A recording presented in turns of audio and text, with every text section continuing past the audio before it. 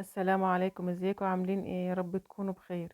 النهارده هعمل معاكم قرص فلاحي بطريقه سهله وبسيطه، والنتيجه ما شاء الله تحفه. ما شاء الله الكميه اللي شفناها دي كلها بكيلو دقيق واحد. بكيلو دقيق هتعملي كميه حلوه قوي من القرص الفلاحي، بجد نتيجتها تحفه. نعملها بقى للفطار للعشاء، ناكلها بجبنه، ناكل قرصتين كده حلوين جنب كوبايه شاي، بجد ممتازه. واقول لكم ازاي نسويها تسويه مظبوطه، ومسويها ما شاء الله في فرن البوتاجاز، ما شاء الله تحفه. شايفين قد ايه هشه وطريه وخفيفه، وريحتها بقى بجد هتقلب البيت عندك. من اجمل القرص اللي ممكن تعمليها. نسمي الله ونصلي على الرسول. معايا كوبايتين لبن رايب، معايرهم بالمج الشاي العادي. احط عليهم كوبايه سمنه، واقول لكم دلوقتي على كل البدايل. احط عليهم معلقه كبيره خميره فوريه. هحط عليهم 4 معالق كبار سكر. المقادير ديت لكيلو دقيق. خلاص كده. هحط عليهم نص معلقة صغيرة بيكنج باودر، وربع معلقة صغيرة ملح، وهدوهم كويس بقى كده مع بعض. يبقى حطيت كوبايتين لبن رايب، وكوباية سمنة، ومعلقة كبيرة خميرة، و4 معالق كبار سكر، ونص معلقة صغيرة بيكنج باودر، وربع معلقة صغيرة ملح. دي مقادير كيلو دقيق. نيجي بقى للبدائل. لو ما عندكيش لبن رايب، ممكن تحطي كوباية حليب يكون دافي، نعيره بالمج الشاي، وكوباية مية. كوباية حليب وكوباية مية. خلاص. ما عندكيش حليب، ممكن تكون علبة زبادي. خلاص. ما عندكيش ألبان خالص، ممكن تحطي لبن بودرة، وتعجني بالمية الدافية. هتنزلي في الأول بكوبايتين من مج الشاي العادي من المية الدافية، وهتبقى معاكي زي الفل. خلاص كده. أنا حطيت مج سمنة، ممكن تحطي نص كوباية سمنة على نص كوباية زيت. ممكن تحطي نص كوباية سمنة على نص كوباية زبدة. يبقى المقدار الكيلو الدقيق مج واحد من المادة الدهنية. وزي ما انت عاوزة اعملي، عايزة تحطي كوباية سمنة زي ما انا عملتها، عايزة تحطي معاها زيت زي ما انت عاوزة. بس بجد السمنة بتخلي طعمها حلو قوي. خلاص كده. حطيت عليها كمان من نص كوباية مية لكوباية الا ربع، على حسب ما العجينة هتاخد معايا. ما بتاخدش وقت خالص في العجن. اول ما العجينة تتلم معايا بالشكل ده كده، خلاص بلمها وبغطيها. يا ريت لو انت اول مرة بتشوفي قناتي ومش مشتركة تنوريني باشتراكك، وتعملي لايك للفيديو ومشاركة مع اصحابك وحبايبك.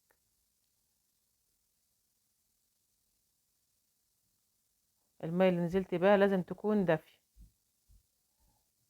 وطبعا بننزل شوية بشوية عشان طبعا كل نوع دقيق بيختلف على التاني. ده دقيق ابيض لجميع الاغراض، او لايه لجميع الاستخدامات. خلاص كده العجينة ما شاء الله لمت معايا وطرية زي ما انتوا شايفينها كده، وما شاء الله ريحتها جميلة. شايفين الملمس العجينة طرية معايا وزي الفل. هرجعها بقى الطبق تاني، وهلمها كده واسويها. واي كيس تلاجة بقى عندك تغطيها، ونسيبها في مكان دافي تخمر حوالي من ساعة لساعة الا ربع. خلاص كده. دعت معايا ساعة الا ربع بالظبط. جبت بقى صينية، ونقطع بقى القرص بتاعتنا، بجد ريحتها حلوة قوي، وشايفين ملمسها ناعم وطرية ممتازة. وان شاء الله هسيب لكم المقادير في صندوق الوصف. التقطيعة بقى اول حجم اللي انت عايزاه بتقطعيه كبير او صغير، على حسب ما انت عاوزة حجم القرص.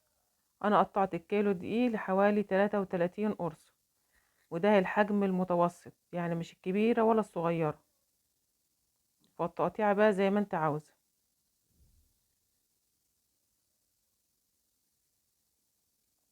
هقطع بقى كل العجينة بالشكل ده كده، واهم حاجة نقفل الطروف من تحت كويس ونلمها، وكمان نسويها علشان يبقى ملمس القرصة من تحت يكون مساوي وحلو.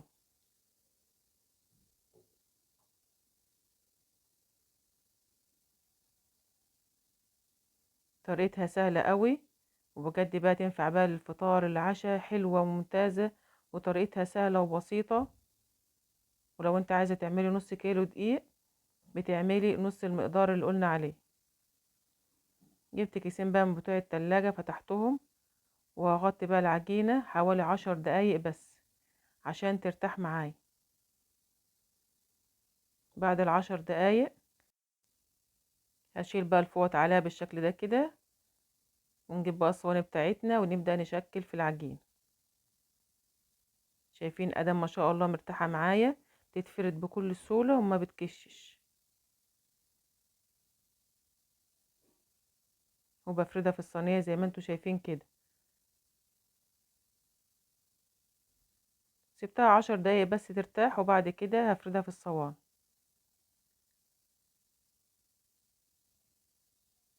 بنسيب مسافة بسيطة خالص بين كل واحدة والتانية.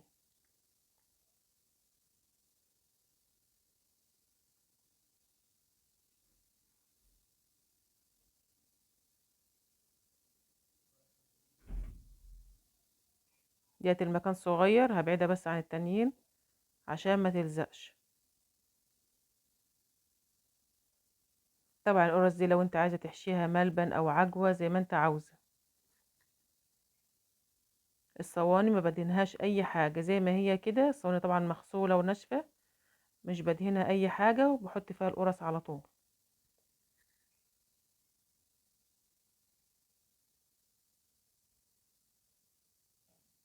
ادام العجينة مرتاحة معايا وطرية بتتفرد على طول.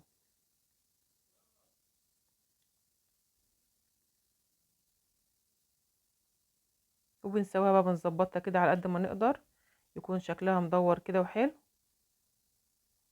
دي كان اخر 3 معايا، جبت صينية صغيرة وحطيتهم فيها. هنغطيها بقى ونسيبها ساعة كاملة تخمر.